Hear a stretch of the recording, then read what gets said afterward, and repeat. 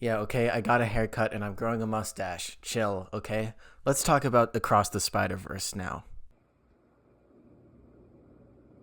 Spider-Man Across the Spider-Verse came out this weekend and it debuted on Letterboxd with a 4.7 rating. First of all, if you don't know what Letterboxd is, it's an app where you can go and review and log movies.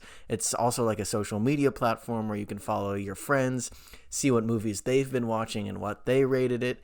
And it's a fun app that I love to use. And honestly, one of the main reasons why I love to watch movies is that you can just log it and it keeps track of everything. And it's so pleasing to do. And if you don't know, the rating system is out of 5 stars. So 4.7 turns out to be the highest rated movie on the app. Now, of course, it's only been out to the public for a few days, so this might go down, it might go up, who knows. But after a while, I'm sure it will find its way onto the Letterboxd Top 250 list. If you don't know what that is, it's the highest rated 250 narrative feature films, so no documentaries, no docu-series, no TV shows, purely feature-length, narrative, fictional movies. And there is some quote-unquote controversy around this because clearly Spider-Man Across the Spider-Verse can't possibly be the greatest movie ever made of all time, right? Well, see, that's the thing, is that the top 250 list isn't the list of the top 250 greatest movies ever made, which is what some people are confusing it with. Some people are actually deliberately rating Across the Spider-Verse lower so it brings down the 4.7 rating, because God forbid Spider-Man Miles Morales be above The Godfather. That's the thing with sites like Letterboxd or IMDb or Rotten Tomatoes, is that they were created during the age of the internet. People started using them in 2010s, 2020s. People who sign up for these services aren't going back and watching all the movies since 1890s to now and figuring out which one deserves 5 stars. They're watching what they want to watch, and that usually is what's currently out right now, which is Spider-Man Across the Spider-Verse. And personally, I'm of the belief that it is an awesome movie and kind of deserves a high rating. Some people on Letterboxd really covet the 5-star rating. There are people who have their bios, it's like a metric system of how they rate movies, and so you know what a 5 really means. They'd say a 4.5 is a masterpiece with no flaws, but a 5-star, that's something super rare. It's a unicorn, never to be come across. And there's a thing called your arc. Your arc is basically a chart that shows you how many movies you've rated a certain amount of stars.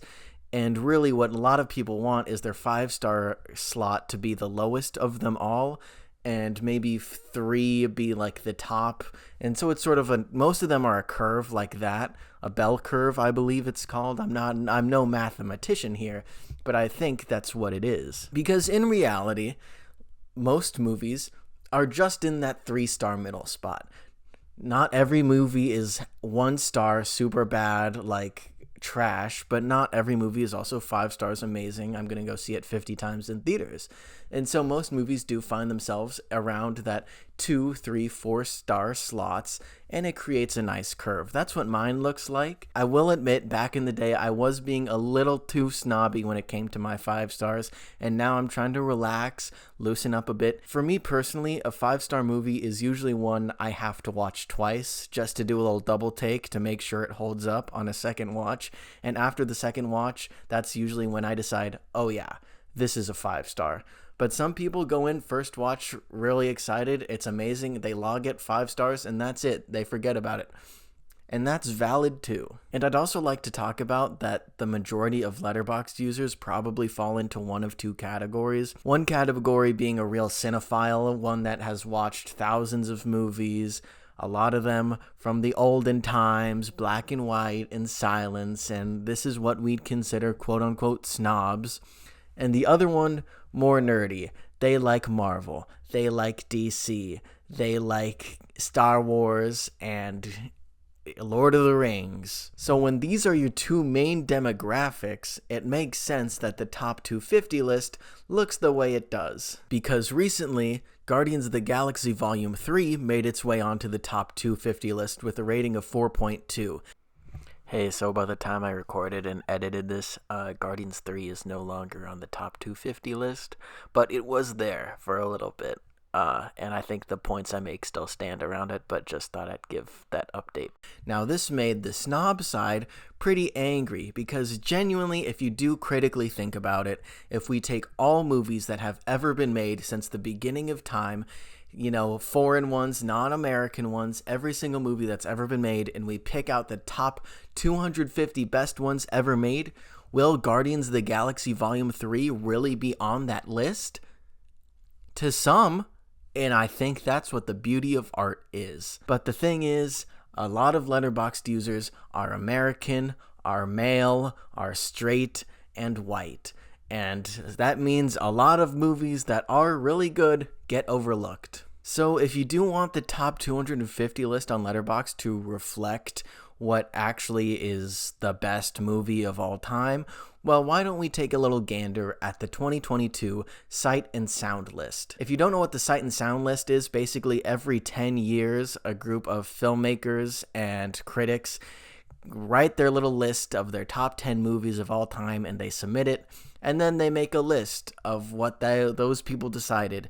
These are people in the industry or really well-educated people, not just the average guy who goes on Letterboxd because it's a free app. The reason why it's every 10 years is so that it can sort of shake off the recency effect that a lot of people have when it comes to reviewing movies, because I think this 4.7 rating is, of course, due to the recency effect. You just saw the movie, you just walked out of the theater, you go, wow, that's amazing. You instantly rate it 5 stars, but then give it 7 years later, maybe your opinion on the movie has changed, but it's still logged as 5 stars on your Letterboxd, and you don't bother to change it because it's 7 years in the future. Maybe you have a wife and kids now. The number one movie of the Sight and Sound list from 2022 is something that I'm not going to attempt to pronounce, but it's a French film from 1975 that I'm sure maybe a lot of you have not heard of before. So if you're truly looking for what is a list of the best movies ever made from a critical and analytical point of view, then sure, check this list out. And even then, you have to remember that it's just a bunch of people's opinions. It's important to remember that no one person can watch every movie ever made ever, because everyone would have to do that in order to determine what is the best film of all time. See, the Sight and Sound lists really like to hold on to the past, whereas the Letterboxd Top 250 list is currently adding more and more recent movies like Across the Spider-Verse and Guardians of the Galaxy Volume 3. So I decided to crunch some numbers. Let's take a look. In 2022's Sight and Sound list, there are 264 movies total. 17 of those came out in the decade of 2000. 12 of those came out in the decade of 2010, and only 1 came out in the decade of 2020. Of course, this poll was taken in 2022, 2021, so it makes sense that there's only 1 from that decade. This makes a total of 30 films on the list released since the year 2000, making up 11% of the list. Now let's take a look at the Letterboxd Top 250. Of course, there are 250 films on the list, and 36 of them are from the decade 2000, 31 of them are from the decade 2010, and 8 of them are from the decade 2020. Obviously, Across the Spider-Verse hasn't been added yet, so it's technically 9 in a few days, probably. But as of right now, that's a total of 75 films, which makes up 30% of the list. To anyone who's genuinely mad about Across the Spider-Verse being the top-rated movie of all time on Letterboxd, you just lack the context and contextual understanding of what this app is. I'm sorry if that came across as mean, but if you realize that all these Letterboxd users have not seen probably a lot of these films on the Sight and Sound list, and maybe if they did, maybe those movies would be the highest rated of all time, but they haven't. They're mostly just average people, mostly men, mostly white men, mostly straight men who like Spider-Man. And if that is a problem to you, I'm sorry, I guess. To wrap this video out, I just want to share some of my own personal experience because I am currently in film school right now. And I know a lot of people stereotype about the film bro only liking Pulp Fiction, Tarantino, Inception, Christopher Nolan. And yes, those people do exist, but not as much as people like to talk about. At least in my experience, what the reality is, it's more people just upholding the film canon that they've been taught. The Godfather is great. French New Wave like Cleo from 5 to 7 is great. The Rules of the Game is great. And they refuse to enjoy any modern movie ever, and I think that's where the problem comes in. I really don't understand how people want to go into the film industry when they think not a single good movie has been made since the year 1975. That's absolutely crazy to me. Why do you want to be a part of this then? I get it. There are a lot of problems in Hollywood. Hopefully some getting resolved soon with this writer's strike. And everything's corporation, everything's a Disney remake, everything's a sequel, and it sucks, and I get it. But if you can't have hope, maybe for the independent studios, the independent writers and filmmakers and actors doing their own thing, and maybe once in a while there is a good studio movie like Across the Spider-Verse.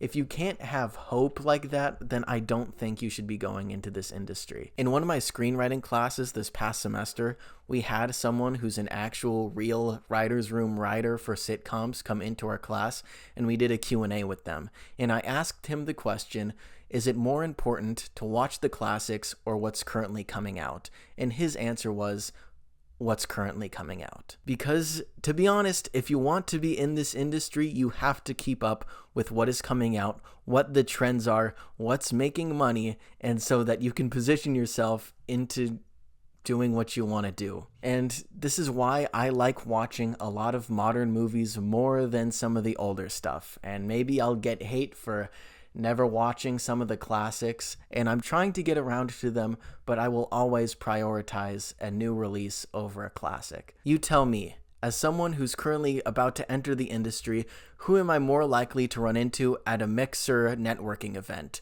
Billy Wilder? Or an independent director who just had their first feature release that's come out to pretty good financial and critical success? I'll give you a hint. One of them is dead. Because when you're out networking, instead of going, hey, do you like The Godfather? Me too. You can go, hey, I saw your movie that came out last year. It was really good. I'm looking to get into that genre. Maybe we can talk about it. Something like that. I think that is a lot more beneficial to people trying to enter the industry right now. And of course, you can learn so much from watching the classics. But the other info you need is going to be all in the modern releases. So yeah, that's my unscripted rant about film school, Letterboxd, and Spider-Man. If you've enjoyed, please subscribe. If you like Spider-Man and superheroes, I just did a video on the Silver Surfer that you can go check out right now. And I'll see you guys in the next one. Bye.